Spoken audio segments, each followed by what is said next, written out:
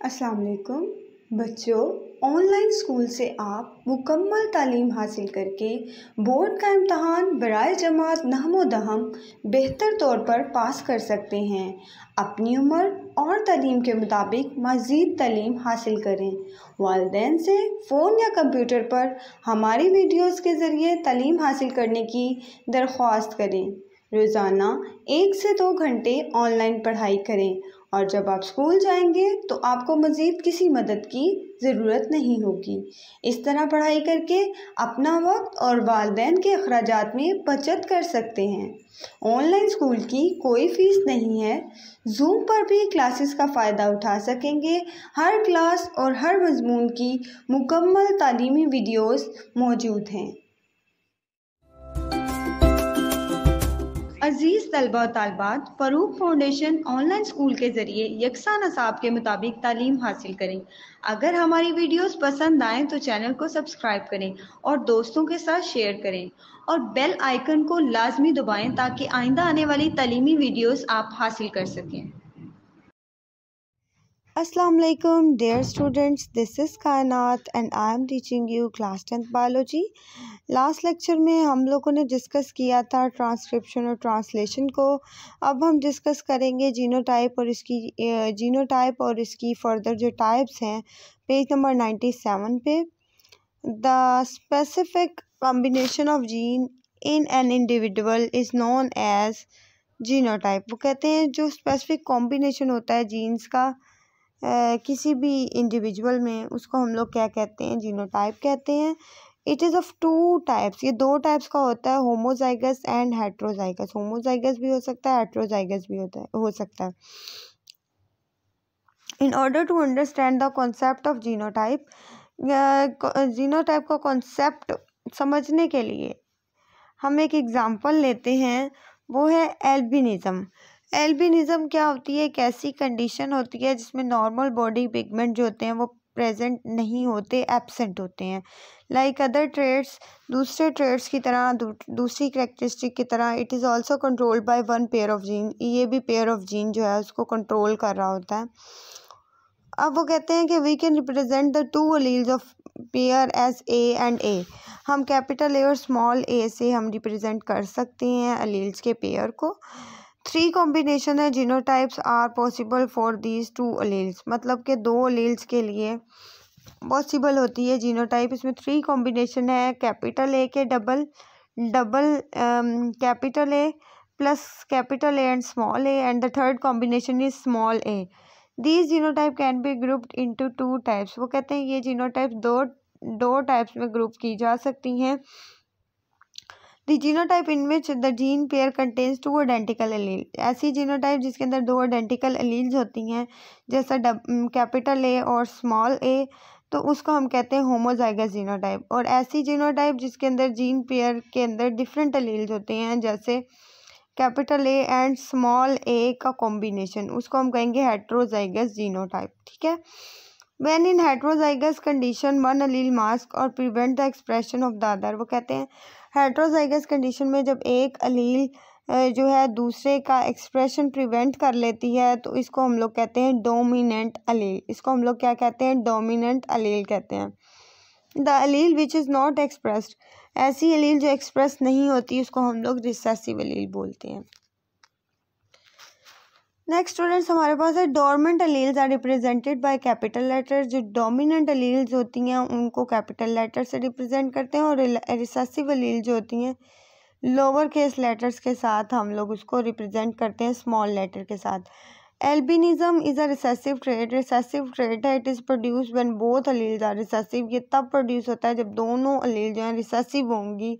In human allele A produces normal body pigments. इंसानों में allele ए जो है कैपिटल ए है वो नॉर्मल बॉडी पिगमेंट्स को प्रोड्यूस कर रही होती है, while allele small A does not produce pigment, लेकिन स्मॉल ए जो है वो प्रोड्यूस नहीं कर रही होती।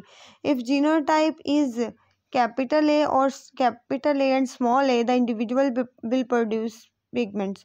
वो कहते हैं अगर तो जीनोटाइप कैपिटल ए है और कैपिटल ए और स्मॉल ए का कॉम्बिनेशन है तो जीनोटाइप पिगमेंट्स प्रोड्यूस करेगी। On the other hand, if genotype is small a pair, no pigment will be produce. अगर स्मॉल ए है तो कोई भी पिगमेंट प्रोड्यूस नहीं होगा। And individual will be albino. तो इंडिविजुअल क्या होगा? अल्बिनो होगा। अल्बिनो वो होते हैं जो जिनको धूप में नज़र नहीं आता। आपने देखा बहुत बहुत गोरी रंगत के लोग होते हैं, अल्बिनो होते हैं। उनके अंदर जो अलील है वो क्या होती है, स्पेशली उनके अंदर बॉडी पिगमेंट्स जो होते हैं वो प्रेजेंट नहीं होते। इन दिस एग्जांपल, इस एग्जांपल में देखते हैं you see that the allele A dominant over A. Allele capital A जो होती है वो स्मॉल ए के ऊपर डोमिनेंट होती है, because capital A and small A individual are produced, क्योंकि प्रोड्यूस कर रहे हैं। And the effect of small A suppressed by A, और स्मॉल ए का इफेक्ट जो है वो सप्रेस्ड हो रहा है कैपिटल ए से। The expression of this genotype, इस एक्सप्रेशन को, जीनोटाइप के इस एक्सप्रेशन को in the form of trait is known as phenotypes, को हम फिनोटाइप कहते हैं। एग्जाम्पल में बीइंग एल्बिनो और हैविंग नॉर्मल पिगमेंट्स, हमारी एग्जाम्पल में आता है एल्बिनो या फिर having normal pigmentation.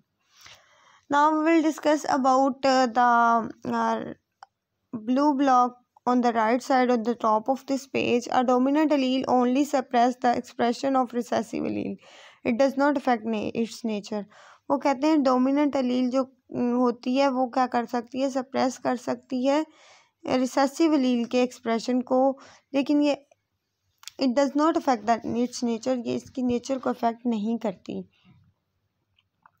Now we will talk about the Mendel law of inheritance. Mendel law of inheritance बहुत इंपॉर्टेंट है स्टूडेंट, इसको आपने बहुत अच्छे से प्रिपेयर करना है, बिकॉज ये वो लॉज हैं जो बेसिकली साइंटिफिक मेथड की बेस पर बने हैं। जैसे साइंटिफिक मेथड, कोई भी बायोलॉजिकल प्रॉब्लम है उसको सॉल्व किया जाता है, तो आपको पता है कि उसको सॉल्व करने के लिए आपने 9th क्लास में पढ़ा कि उसमें उसको सॉल्व करने के लिए फर्स्ट जो थिंग आती है वो है ऑब्जर्वेशन। उसके बाद हमारे पास सेकंड स्टेप आता है हाइपोथेसिस, हाइपोथेसिस के बाद एक्सपेरिमेंट्स, एक्सपेरिमेंट्स के बाद थेरी, थेरी के बाद हमारे पास आ जाता है साइंटिफिक लॉ। तो साइंटिफिक लॉ जो होता है वो बेसिकली फुल एक्सप्लेनेशन देता है और बिल्कुल जर्नल होता है स्पेसिफिक साइंटिफिक लॉ थेरी के अकॉर्डिंग। तो उसमें जो साइंटिफिक लॉ बनता है जिसके ऊपर बार बार एक्सपेरिमेंट्स किए जाते हैं, वो उसकी एग्जांपल में से एक मेंडल लॉ ऑफ इनहेरिटेंस भी है।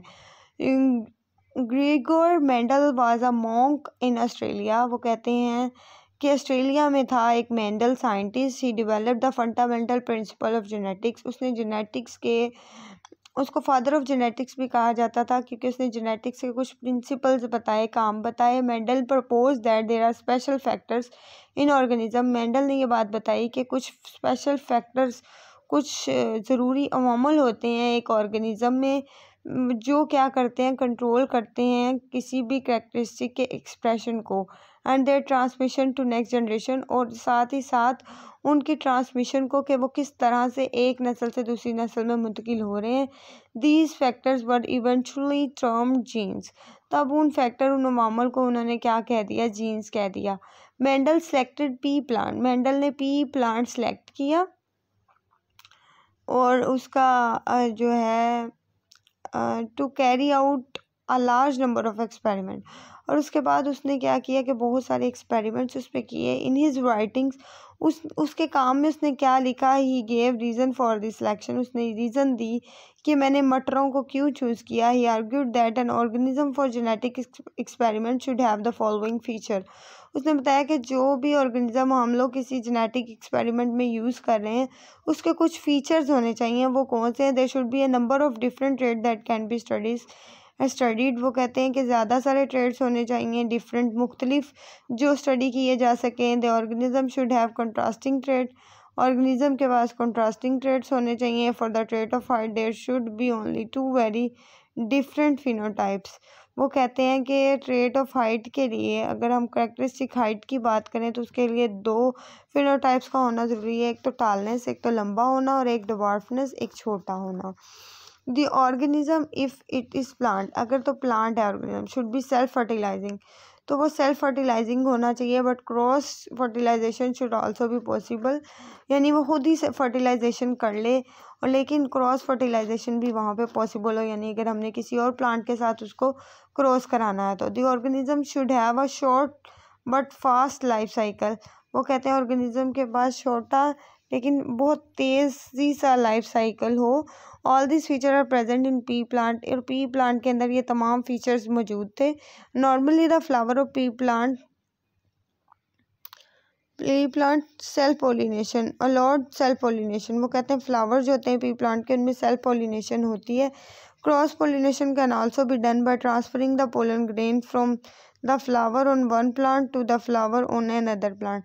वो कहते हैं क्रॉस पोलिनेशन भी हो सकती है, लेकिन उसके लिए हमें क्या करना पड़ता है कि फ्लावर को जो है वो बेसिकली जो है वो कहते हैं कि ट्रांसफ़र करना पड़ता है पोलन ग्रेन को एक प्लांट से दूसरे प्लांट के फ्लावर तक। Each state studied in pea plant two distinct form, दो जो हैं डिस्टिंक्ट फॉर्म्स पढ़ी। Mendel succeeded in his work not only because he selected the right organism for his experiments, but also because he analyzed the results by use the principle of statistics। अब उसमें वो कह रहे हैं कि Mendel ने इसलिए नहीं मतलब कि अपने काम में तरक्की हासिल की कि उसने मटरों को सिलेक्ट किया और उसके ऊपर एक्सपेरिमेंट्स किए, बल्कि उसके रिज़ल्ट में बहुत अच्छी बातें थी जो उसने डिफरेंट स्टैटिस्टिक्स के रेशोज़ निकाली थी, उस पर काम किया था, जिस वजह से उसके काम को जो है बहुत ज़्यादा सराहा गया। तो मेंडल लॉ ऑफ सेग्रीगेशन जो है अब हम देखते हैं। मेंडल लॉ ऑफ सेग्रीगेशन क्या होता है? The term true breeding mean homozygous. अगर हम होमोजाइगस की बात करते हैं तो उसका मतलब क्या होता है? True breeding. Mendel law of segregation को हम लोग देख लेते हैं students in the next lecture. तब तक के लिए थैंक यू वेरी मच। अल्लाह हाफिज़।